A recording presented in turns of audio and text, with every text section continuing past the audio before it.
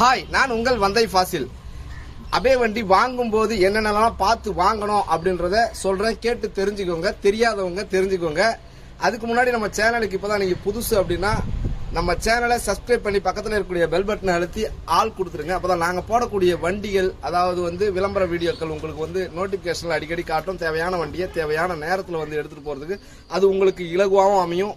இந்த மாதிரி அபே வண்டி உங்களுக்கு வேணும் அப்படின்னா 96770701 96770701 இந்த நம்பர் கால் பண்ணுங்க. ஒரு ஆள்கிட்ட போயிட்டு நீங்க யூஸ்டு வெஹிக்கிள், அதாவது வண்டி புதுசா வாங்குறீங்க, அதாவது செகண்ட்ஸ்ல யூஸ் பண்ண வண்டி வாங்குறீங்க அப்படின்னு சொன்னாக்கா ஹெச்பி கேன்சல் பண்ணிடுச்சா இந்த வண்டி அப்படின்னு கேளுங்க. ஏன்னா இப்ப புதுசா ஒரு சட்டம் போட்டிருக்காங்க. என்னன்னாக்கா வண்டி யாருக்கிட்ட வாங்குறீங்களோ வாங்கி பேரம் பேசி முடிச்சுட்டு நீங்க வீட்டுக்கு வந்துருவீங்க, புக்கெல்லாம் வாங்கிட்டு. நீங்க அதுக்கப்புறம் மறுபடியும் ஆர்டிஓ ஆபீஸ்ல போயிட்டு நீங்க புக்கை கொடுத்து என்ஓசி, அதாவது பேங்க் கிளியர் லெட்டர்னு ஒன்று கொடுப்பாங்க. அந்த கிளியர் லெட்டரை வச்சு நீங்க என்ஓசி ஹெச்பி கேன்சல் பண்ணீங்க அப்படின்னு சொன்னாக்கா அந்த புக்கு மறுபடியும் கொரியர்ல யார் வீட்டுக்கு போகும் அப்படின்னாக்கா வண்டி யார் வச்சிருந்தாங்களோ அவங்க வீட்டுக்கு போயிடும். அதனால என்ஓசி கிளியர் ஆன வண்டியா பார்த்து வாங்கிக்கோங்க. அதையும் மீறி வண்டி என்ஓசியோட தான் கொடுப்பேன், இதான் இருக்கு, ஹெச்பிலாம் கேன்சல் பண்ண மாட்டேன், நீங்களே பண்ணிக்கோங்க அப்படின்னு சொன்னாக்கா அவங்க வீட்டுக்கு புக்கு வரும். அதுக்கப்புறம் நீங்க எனக்கு அனுப்பிடுறீங்களா அப்படின்னு கேட்டு வாங்கிக்கோங்க. அதை முதல்ல பாத்துக்கங்க. அதுக்கப்புறம் புக்கு சம்பந்தமா இன்னும் நிறைய விஷயங்களை நம்ம அடிக்கடி நம்ம சேனல்ல போடுறோம். அதனால சேனலை சப்ஸ்கிரைப் பண்ணீங்க. அதே மாதிரி